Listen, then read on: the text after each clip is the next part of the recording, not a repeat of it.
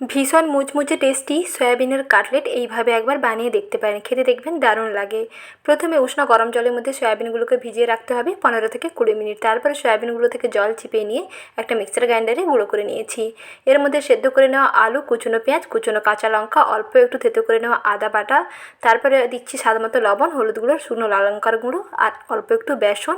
আর দিতে হবে 1 চামচ কাঁচা সর্ষের তেল, গরম মশলার গুঁড়ো, ধনে গুঁড়ো এবং চাট মশলা। আর সামান্য অল্প একটু চিনি দিয়ে সব কিছুকে একসঙ্গে বেশ ভালো করে মিশিয়ে নিতে হবে। তারপরে হাতের মধ্যে এরকম ছোটো ছোটো অংশ নিয়ে এরকম কাটলেটের মতন বানিয়ে নিয়েছি। এখন এগুলোকে একটা ময়দার ব্যাটারে কোট করে নেব। তার জন্য শুকনো ময়দার উপরে জল দিয়ে অল্প একটু লবণ এবং শুকনো লাল লঙ্কার গুঁড়ো দিয়ে এইরকম ঘন করে একটা ব্যাটার বানিয়ে নিয়েছি। সয়াবিনের কাটলেটগুলোকে এই ব্যাটারে ডুবিয়ে নিয়ে তারপরে এরকম ব্রেড ক্রাম্বসে কোট করে নিতে হবে। তারপরে এগুলোকে ডুবো তেলের মধ্যে ভেজে নিলে রেডি হয়ে যাবে মুচমুচে সয়াবিনের কাটলেট। বানিয়ে দেখুন, খেতে দারুণ লাগবে। আর রেসিপিটি ভালো লাগলে লাইক করবেন।